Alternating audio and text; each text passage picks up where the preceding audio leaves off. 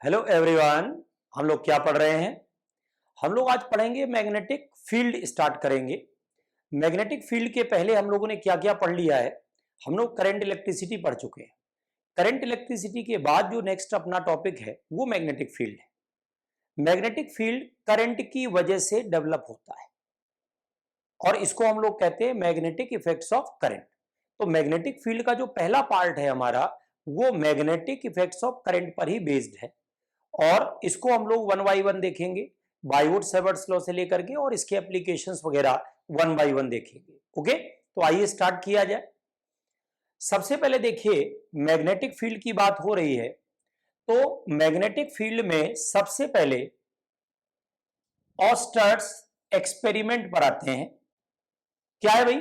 Oysters experiment की बात करते हैं। अभी मैंने बोला करंट की वजह से मैग्नेटिक फील्ड आता है और इसी का नाम क्या होता है? Magnetic effects of current. ये जो मैग्नेटिक फील्ड का फर्स्ट पार्ट हमारा है ये मैग्नेटिक इफेक्ट्स ऑफ करंट ही है। तो मैग्नेटिक इफेक्ट्स ऑफ करंट का मीनिंग क्या होता है? पहले तो मैं आपको ये बताऊं कि जब करंट फ्लो करेगा तो उसके अराउंड, उसके चारों तरफ मैग्नेटिक फील्ड आ जाता है, मैग्नेटिक प्रॉपर्टी आ जाती है और इसी का नाम होता है मैग्नेटिक इफेक्ट्स ऑफ करंट। सबसे पहले ऑस्टर्ड ने इस चीज को ऑब्जर्व किया। सबसे पहले ऑस्टर्ड ने ऑब्जर्व किया। उन्होंने क्या कहा कि जैसे कोई करंट कैरिंग वायर है, मान लीजिए ये करंट कैरिंग वायर है और इसमें आई करंट फ्लो हो रहा है। इसके आसपास नियर बाई आपने मैग्नेटिक नीडल को रखा। मैग्नेटिक नीडल आप जानते हैं, छोटी सी आती है और उससे हम लोग मैग्नेटिक फील्ड के बारे में पता लगा सकते हैं। तो मैग्नेटिक नीडल को जब इन्होंने रखा तो रखने के बाद क्या है, इनको डिफ्लेक्शन दिखा और जब डिफ्लेक्शन दिखा तो ये समझ गए कि ये डिफ्लेक्शन आया कहां से? मैग्नेटिक फील्ड से। और वो मैग्नेटिक फील्ड कहां से आया? करंट से आया।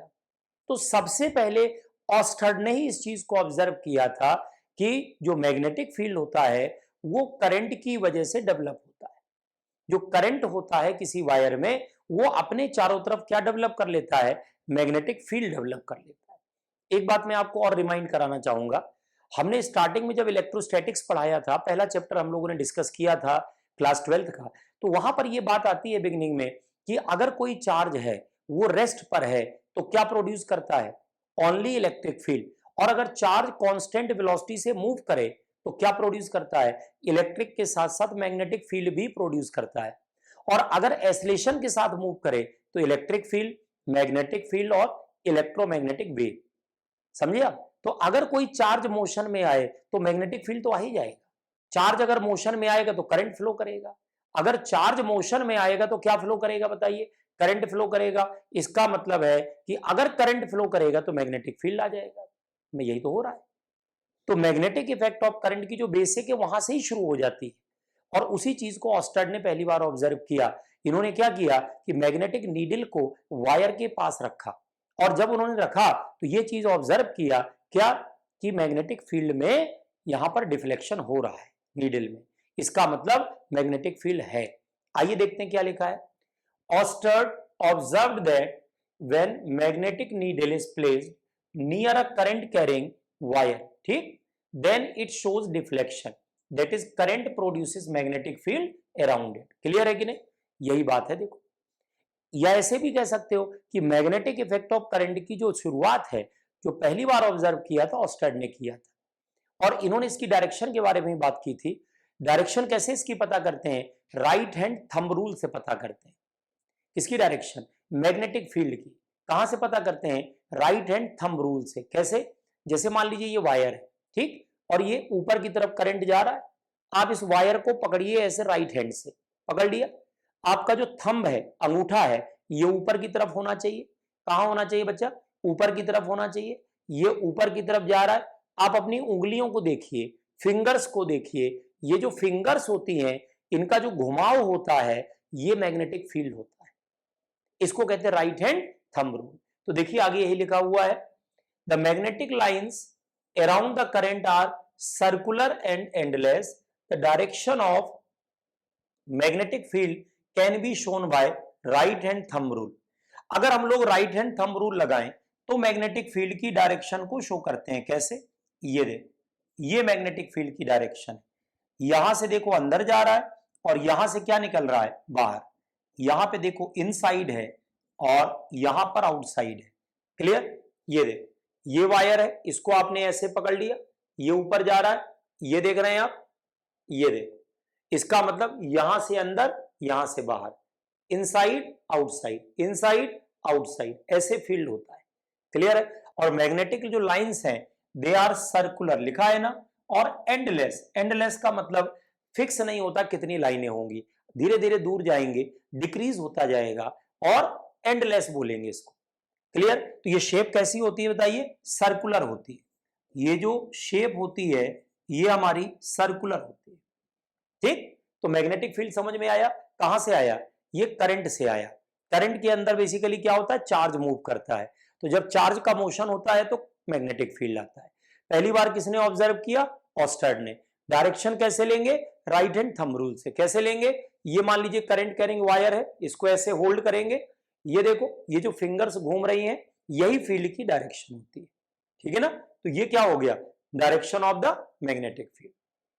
क्लियर? अब आगे देखिए जरा, यहां पर मैग्नेटिक फील्ड की जो वैल्यू है, मैग्नेटिक फील्ड की जो वैल्यू है कितनी होगी, ये पहली बार बताई थी बायोट-सैवर्ट्स ने। मैग्नेटिक फील्ड होता है ये किसने बताया था? मैग्नेटिक फील्ड होता है ये बताया था ऑस्टर्ड ने। और मैग्नेटिक फील्ड जो होता है कितना होता है करंट की वजह से, इसका जो मैग्नीट्यूड है वो सबसे पहले बायोट-सैवर्ट्स ने बताया था। तो आइए बायोट-सैवर्ट्स लॉ पढ़ते हैं। ये देखिए बायोट-सैवर्ट्स लॉ, यहां पर देखिए बायोट-सैवर्ट का क्या लॉ है। ये लॉ ये कहता है कि जैसे कोई वायर है, किसी भी शेप की है, ये मान लीजिए वायर है, ठीक, ये किसी भी शेप की वायर है और ये करंट फ्लो हो रहा है।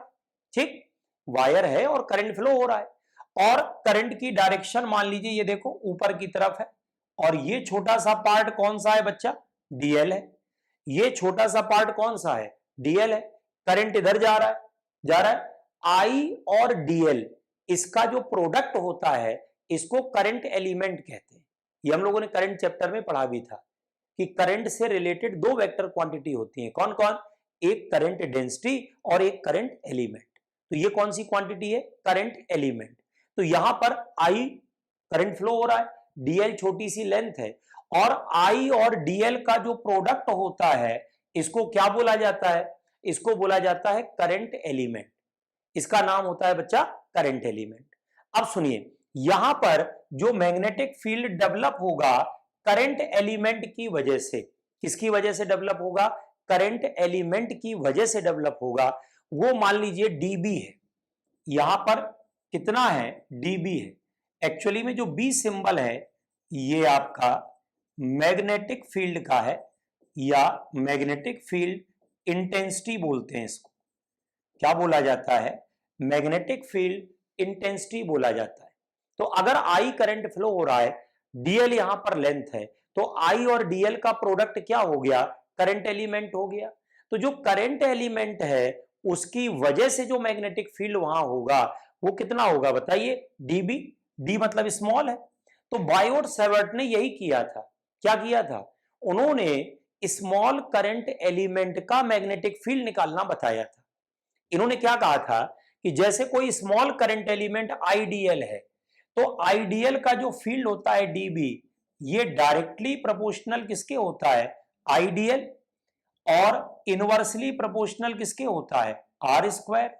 डायरेक्टली प्रोपोर्शनल किसके होता है? Sine theta. ये तीनों के प्रोपोर्शनल होता है।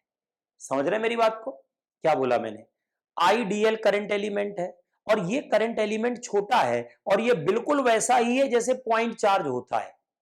तो एक क्वेश्चन ये भी यहां बन सकता है क्या, कि जो बायोट-सैवर्ट्स लॉ है और जो कूलम्ब्स लॉ होता है, दोनों में सिमिलैरिटी क्या है? दोनों में समानता क्या है? तो दोनों में समानता ये है कि वो पॉइंट चार्ज में लगता है, ये स्मॉल करंट एलिमेंट में लगता है। और दोनों में अंतर क्या है? अंतर यह है कि चार्ज स्केलर क्वांटिटी है और करंट एलिमेंट कौन सी क्वांटिटी है? Vector quantity. ये दोनों में अंतर है। और दोनों में सिमिलैरिटी क्या है? कि दोनों लगभग एक जैसे हैं। वो पॉइंट चार्ज में लगता है, ये करंट एलिमेंट में लगता है। वहां भी inversely proportional to r square है और यहां भी इनवर्सली प्रोपोर्शनल टू क्या है? आर स्क्वायर है।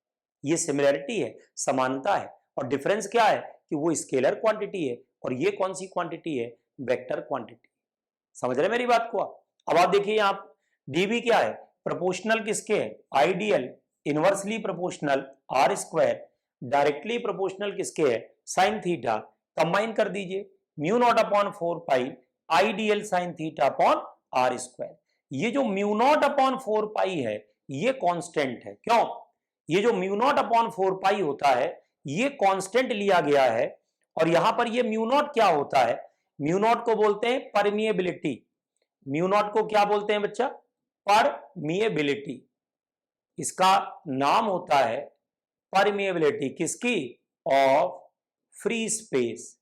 ये किसकी परमिएबिलिटी है, ये हमारी फ्री स्पेस की परमिएबिलिटी है।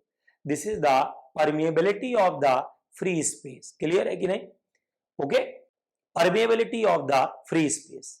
और ये देखो ये जो पूरा कांस्टेंट है म्यू नॉट अपॉन 4 पाई ये 10 टू दी पावर -7 होता है। कितना होता है, 10 टू दी पावर -7।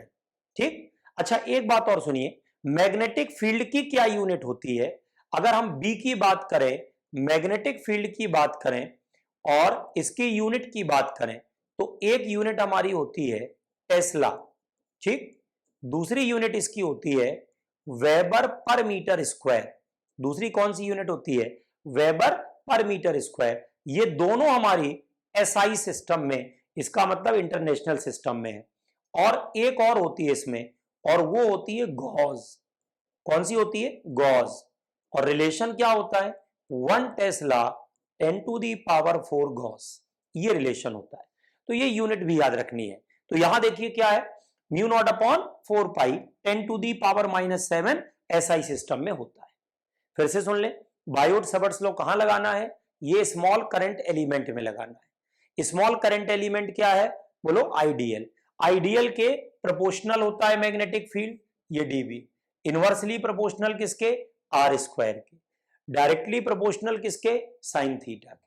ठीक, तीनों को मिला दीजिए तो ये क्या आया, mu naught upon 4 pi ideal sine theta upon r square.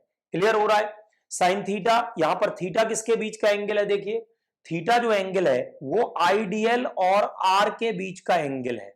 बात को आप समझिए, आइडियल और आर के बीच का जो एंगल होता है वो थीटा है। देख रहे हैं आप, ये आर हो गया, ये आइडियल हो गया, दोनों के बीच का एंगल थीटा है। मैं देखो अलग से बना दूं, ये डायरेक्शन किसकी है, देखो आइडियल की है और ये डायरेक्शन किसकी है, आर की है। दोनों के बीच का एंगल कितना है, थीटा है। एंगल थीटा कहां है, आइडियल और आर के बीच में। आर क्या होता है बच्चा, पोजीशन वेक्टर। आर को क्या बोलते हैं, पोजीशन वेक्टर या रेडियल वेक्टर। तो यहां पर theta is the angle between क्या, आइडियल एंड आर।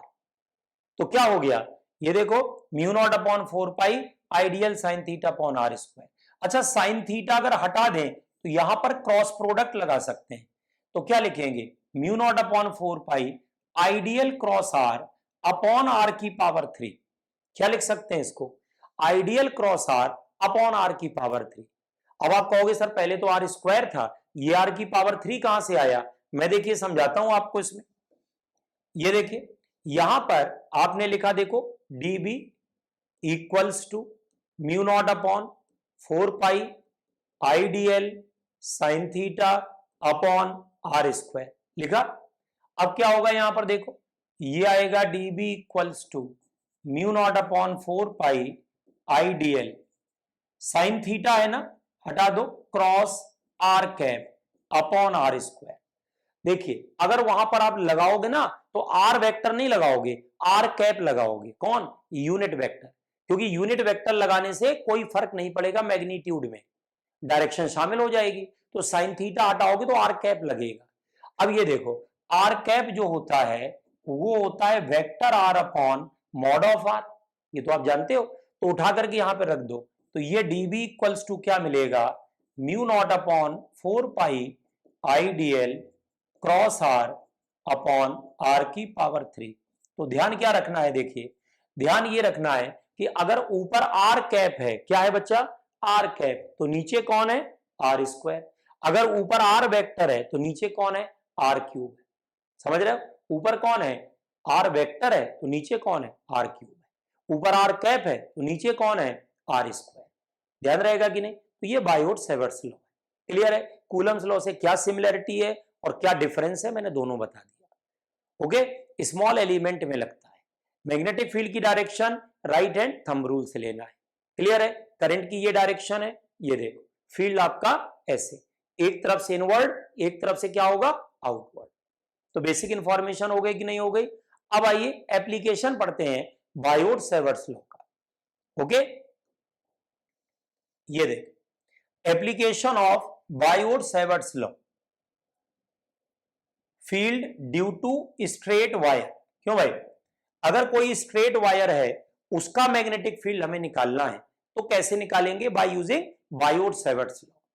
ये देखो, मान लीजिए स्ट्रेट वायर है, ये करंट मान लीजिए ऊपर की तरफ जा रहा है और यहां पर एक छोटा सा आपने पार्ट ले लिया, डीएल ले लिया, ठीक। और एक काम करिए, इस डीएल से आर डिस्टेंस पर एक पॉइंट पी ले लीजिए, ले लिया। अब ये देखो, यहां पर आप नॉर्मल डाल दीजिए, ऐसे डाल दिया। ये एंगल कितने का है बच्चा, 90 डिग्री का है 90 डिग्री का कि नहीं, ठीक। अब यहां देखिएगा आप, एक काम और करिए, जहां पर ये परपेंडिकुलर आकर के गिरेगा इसको ओ लिख लीजिएगा, ओरिजिन। ये मान लीजिए एक्स, परपेंडिकुलर डिस्टेंस कितनी ले ली हम लोगों ने, बताइए, एक्स। अब ये देखो, ये वाला जो एंगल बाहर है ये थीटा है और इसके ओरिजिन से और डीएल के सेंटर तक ये वाली डिस्टेंस आप एल ले लीजिएगा, ठीक। समझ गया। ये जहां आप परपेंडिकुलर डालेंगे वो आपका ओरिजिन हो गया और यहां से डीएल, जो डीएल का सेंटर है वहां तक आप एल ले लीजिए, ठीक। ये आपका आर हो गया, ये एक्स हो गया, ये एल हो गया, ये करंट जा रहा है। यहां पर जो मैग्नेटिक फील्ड है वो डीबी हो गया, ठीक। डायरेक्शन क्या हो गई बच्चा, अंदर की तरफ। डायरेक्शन क्या हो गई, इनवर्ड। कैसे, ये देखो करंट ऊपर जा रहा है, ये देखो इधर से अंदर इधर से बाहर, तो पॉइंट उस साइड है तो इनवर्ड, ठीक। अब आइए डीबी की जो वैल्यू लिखेंगे हम लोग, क्या लिखेंगे, डीबी होगा mu naught upon 4 pi I d l sine theta upon r square. यही तो होता है कि नहीं। डीबी क्या होता है, mu naught upon 4 pi I d l sine theta upon r square, यही तो इक्वेशन है। अब इसमें एक एक करके निपटते हैं। एक एक करके कैसे निपटते हैं, देखो यहां पर सबसे पहले आप देखो, ये आपका एक्स है, ये एल है, ये एंगल हमारा कितना है 180 माइनस थीटा है।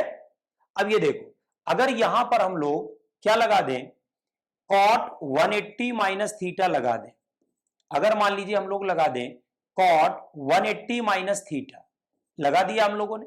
अगर हम कॉट 180 माइनस थीटा लगाएं तो एल अपॉन एक्स आएगा, ये क्या मिलेगा, minus cot theta is equal to l upon x मिलेगा। तो एल क्या मिला, माइनस एक्स कॉट थीटा मिला, क्यों, यही तो मिलेगा। एल इक्वल टू, यहां पर l upon x, l equal to minus x cot theta. अब दोनों तरफ डिफरेंशिएट कर दो, तो जब आप इसको डिफरेंशिएट करोगे D L upon D theta कर दो तो ये आ जाएगा माइनस एक्स और ये होगा माइनस कॉसेक स्क्वायर थीटा, आ जाएगा माइनस माइनस प्लस, तो डीएल आ जाएगा x cosec square theta d theta आ जाएगा। क्यों, गलत तो नहीं। क्या किया हम लोगों ने, कॉट 180 माइनस थीटा लिया, एल अपॉन एक्स निकाल करके डीएल निकाल लिया। अच्छा एक बात और देखो, यहां पर ये कौन है एक्स, ये कौन है आर, यहां पर आप लगा सकते हो, देखो sine theta is equals to x upon r. देखो यहां पर ये 180 माइनस थीटा था, आपको शायद जानकारी होगी साइन 180 माइनस थीटा और साइन थीटा आपस में इक्वल होता है। क्यों, होता है कि नहीं होता है, साइन 180 माइनस थीटा और साइन थीटा आपस में इक्वल होता है। अब ये देखो यहां से क्या मिलेगा, r equals to x upon sine theta, या इसको लिख सकते हैं r equals to x cosec theta, ये आपकी थर्ड इक्वेशन। अब क्या करना है, सेकेंड और थर्ड उठा करके फर्स्ट में रख देना है। कौन कौन, सेकेंड और थर्ड उठा करके फर्स्ट में रख दीजिए। आपको देखो क्या मिलेगा बच्चा, ये मिलेगा dB equals to mu naught upon 4 pi I, ठीक। डीएल की जगह क्या हो गया ये हो गया x कॉसिक स्क्वायर थीटा हो गया, और साथ में साइन थीटा यहां लगा है तो ये भी लिख दो, अपॉन नीचे आर स्क्वायर है तो ये आएगा देखो एक्स स्क्वायर और कॉसिक स्क्वायर थीटा। क्यों, क्या मिला, x square cosec square theta. अब यहां से क्या करोगे, देखो ये कॉसिक स्क्वायर थीटा कट गया, एक्स से एक्स कट गया तो डी भी क्या मिला बच्चा, म्यू नॉट अपॉन 4 पाई और I sine theta d theta. Clear है, यहां पर डी थीटा भी था, ऊपर वाले पार्ट में डी थीटा भी था, अपॉन नीचे क्या बचा एक्स, तो यहां से बी क्या मिला, integration of mu naught upon 4 pi I sine theta d theta upon x, कहां से, थीटा 1 से लेकर के थीटा 2। क्यों, कहां से कहां तक इंटीग्रेट करेंगे बताइए, थीटा 1 से लेकर के थीटा 2। तो ये मेथड होता है। क्या करेंगे, एक छोटा सा एलिमेंट ले लेंगे, उसका मैग्नेटिक फील्ड निकाल लेंगे।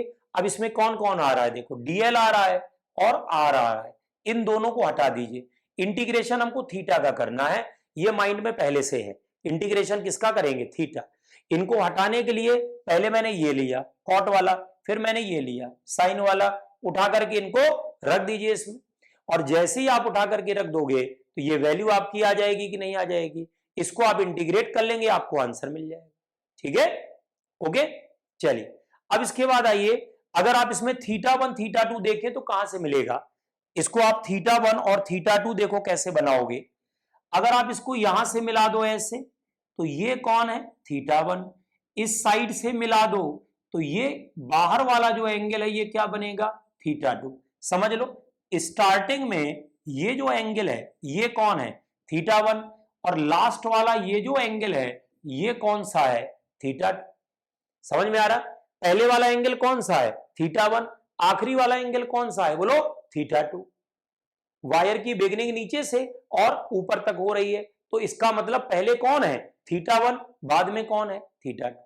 इंटीग्रेट कर देंगे, साइन थीटा का केवल इंटीग्रेशन होना है, किसका होना है, साइन थीटा। आइए देखिए बताते हैं आगे क्या होगा। ठीक है, आगे इसमें जो है यहां पर देखिए जो बी आएगा ये आएगा mu naught upon 4 pi I upon x integration of sine theta d theta from theta 1 to theta. ये क्या मिला, b equals to mu naught upon 4 pi I upon x minus cos theta, कहां से कहां तक, थीटा 1 से theta 2।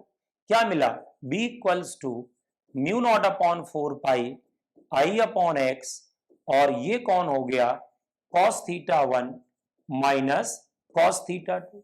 ये value आ जाएगी। माइनस लगा है तो पहले लोअर लिमिट, बाद में क्या करेंगे, अपर लिमिट। माइनस ना लगा होता तो पहले अपर लिमिट, बाद में क्या करते, लोअर लिमिट। क्लियर हो रहा है कि नहीं हो रहा है, तो ये इसका तरीका होता है। क्लियर है, एक बात और समझ लीजिए, जैसे अभी आपने वायर यहां पे बनाई थी, ये देखो ये वायर आपने बनाई, ये परपेंडिकुलर डाला, इधर से मिलाया, इधर से मिलाया, ये एंगल कौन है, फाई 1, ये वाला एंगल कौन है, फाई 2। ठीक, अभी आपने क्या बनाया था इसमें, अभी आपने जो बनाया था ये एंगल आपने बनाया था थीटा 1, और ये बाहर वाला एंगल आपने क्या बनाया था, थीटा 2। अब मैं क्या कह रहा हूं, ये नॉर्मल जो डाला है ये एंगल फाई 1, ये वाला कौन सा है, फाई 2। ये भी तो कर सकते हो, तो यहां पर क्या होगा, अगर आप थीटा 1 लिखोगे तो 90 माइनस फाई 1, और थीटा 2 लिखोगे तो 90 प्लस फाई 2 होगा, कितना आएगा, 90 प्लस फाई 2 होगा। दोनों उठा करके इसमें रख दो तो यहां से b क्या मिलेगा, mu naught upon 4 pi I upon x, ये क्या मिलेगा, sine phi 1 plus sine phi 2।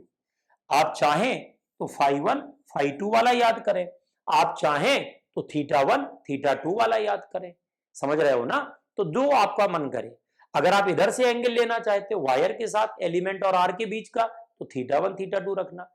अगर आप नॉर्मल डाल करके सामने वाला एंगल लेना चाहते हो तो साइन फाई 1 प्लस क्या कर देना, साइन फाई 2 कर देना। दोनों से रिजल्ट वही आना है।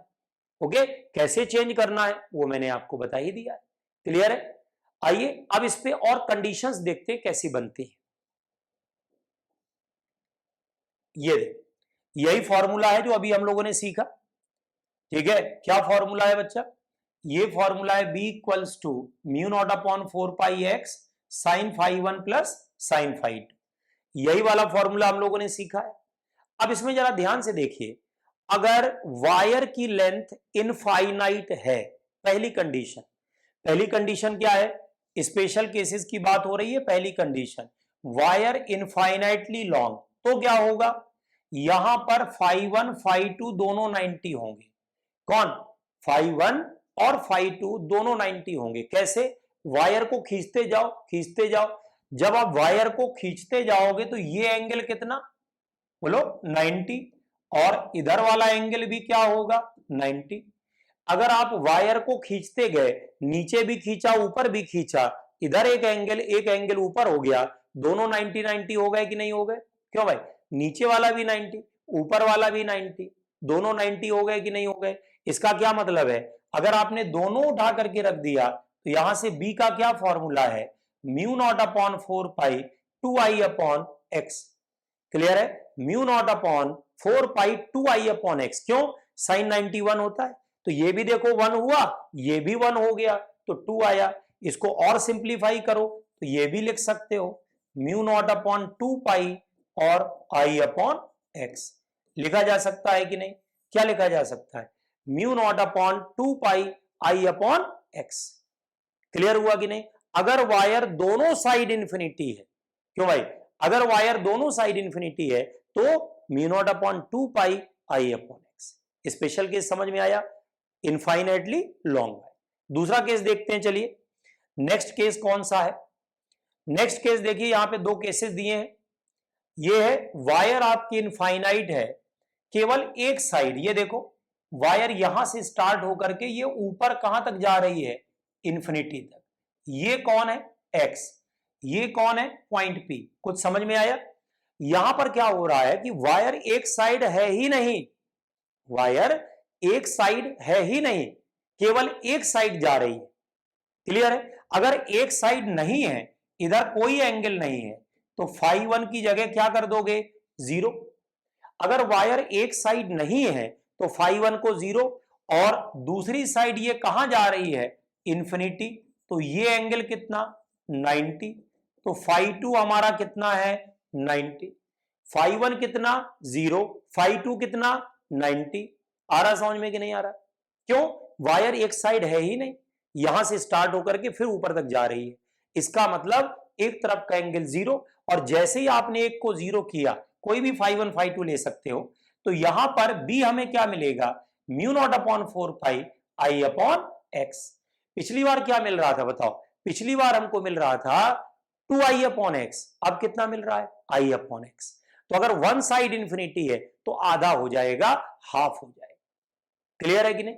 तो दो तरफ इंफिनिटी 2i अपॉन एक्स, एक तरफ infinity i upon x. Next case देखिए, यहां पर क्या है? नेक्स्ट केस में देखिए, वायर ये है, केवल इतनी वायर है, यहां से लेकर यहां तक, केवल वायर इतनी, ठीक? ना तो इसके नीचे है और ना इसके ऊपर है, यहीं तक है। तो हम लोगों ने क्या किया? इसको नीचे बढ़ा लिया, यहां पे नॉर्मल डाल दिया नॉर्मल की नहीं डाला। उसके बाद देखो, ये जो एंगल है यहां से मिलाया इसको, ये देखो, ये एंगल फाई 1 है, और दूसरी साइड से जो मिलाया ये फाई 2 मिलाया। अब ये देखो, यहां पर जो एंगल होगा ये हमारा θ1 होगा, और यहां वाला एंगल क्या होगा? θ2 होगा। तो θ1 को क्या लिख सकते हैं? यहां पर हम θ1 को जो लिख सकते हैं 90 प्लस फाई 1, और θ2 को क्या लिख सकते हैं? 90 प्लस फाई 2 लिख सकते हैं। क्यों? गलत तो नहीं? ये देखो 90 प्लस फाई 1, और ये पूरा कितना है? 90 प्लस फाई 2। और एक्चुअल फॉर्मूला हमारा कौन सा है? एक्चुअल फॉर्मूला जो हमारा था b equals to mu naught upon 4π i upon x cos θ1 minus cos θ2। क्यों? अब यहां पर क्या करोगे? θ1 रख दोगे, यहां θ2 रख दोगे, तो आपको फॉर्मूला क्या मिलेगा?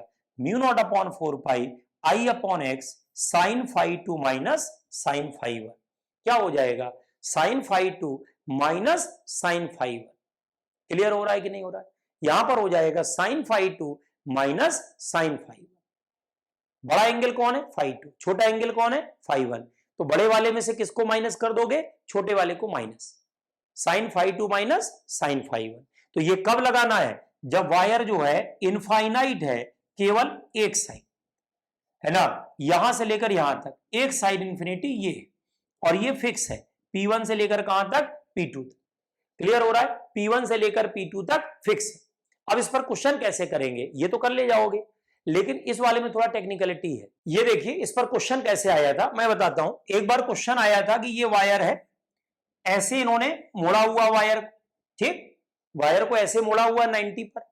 ये देखो, ये यहां पर 90 का वायर मुड़ी हुई है, ठीक। अब उसके बाद इन्होंने ये कहा था कि जो पॉइंट है वो यहां पर पीछे यहां कहीं है, इस पॉइंट पर हमको फील्ड निकालना था। और इसके बारे में ये दिया हुआ था कि ये जो एंगल है यहां पर, ये आपका 45 डिग्री का है। कितने का है बताइए? 45 डिग्री का है, ये दिया हुआ था। अब देख रहे हैं आप, ये वायर है ऐसे मुड़ के गई, और यहां पर पॉइंट पीछे कहीं है, यहां नहीं है बीच में, कहीं नीचे कहीं है। अब ये देखो यहां पर क्या हो रहा है बच्चा, यहां पर जो है इन्होंने कहा ये 45 है। अब ये देखो, इसको पीछे मिलाओ, यहां से मिलाया, अब ये देखो इसको यहां से मिलाया, ये एंगल कितने डिग्री का है? 90। ये हमारी परपेंडिकुलर डिस्टेंस हो गई x। क्लियर है? इसकी वैल्यू उन्होंने दे रखी थी, ठीक। तो अब ये परपेंडिकुलर डिस्टेंस यहां पर कितनी हो गई आपकी? x। अब कह रहे हैं कि बताओ यहां पर फील्ड बताओ कितना। तो एक काम करो ना, ये 45 है तो ये वाला एंगल भी तो 45 होगा। क्यों भाई? ये दोनों एंगल 45 हो जाएंगे कि नहीं हो जाएंगे? अगर ये 45 दिया तो ये भी कितना होगा? 45। तो एक एंगल तो मिल गया, कौन? फाई 1 हमें मिल गया। फाई 1 कितना मिला बताओ? 45 डिग्री मिला। मिला कि नहीं मिला? अब ये देखो दूसरी तरफ आप चले जाओ, दूसरी तरफ तो ये वायर कहां तक जा रही है? इन्फिनिटी। अगर ये इन्फिनिटी तक जा रही है, तुमने इसको मिलाया, तो ये एंगल लगभग 90 होगा कि नहीं? क्यों भाई? अगर दूसरी तरफ वायर इन्फिनिटी जा रहा है तो दूसरा एंगल कितना होगा? इन्फिनिटी के हिसाब से बात करो तो 90 होगा। तो जो दूसरा वाला एंगल फाई 2 होगा वो 90। और अभी आपने फॉर्मूला क्या लिखा? Mu naught upon 4 pi I upon x और sine phi 2 minus sine phi 1 लिखा कि नहीं? रख दो। तो यहां से बी कितना निकला? Mu naught upon 4 pi I upon x और साइन फाई 2 मतलब कितना है? साइन 90 और माइनस साइन 45 हुआ कि नहीं हुआ? क्यों? गलत तो नहीं है? अच्छा, इस वायर की बात हो रही थी, ये भी तो है, एक वायर दूसरी भी तो है, ये भी कहां से आ रही है? इन्फिनिटी से। तो कुछ मत करिए, ये जो कुछ भी आ रहा है इसको इंटू 2 कर दीजिए, आंसर आ गया। देखो b equals to mu naught upon 4 pi I upon x 1 minus 1 by root 2 into क्या लगा दिया? 2। ये आपका आंसर हो गया। आ रहा समझ में कि नहीं? क्या किया हम लोगों ने? वायर देखो यहां मुड़ी हुई थी, हमने पॉइंट को कहां बनाया? पीछे बनाया हुआ है। तो क्या हुआ?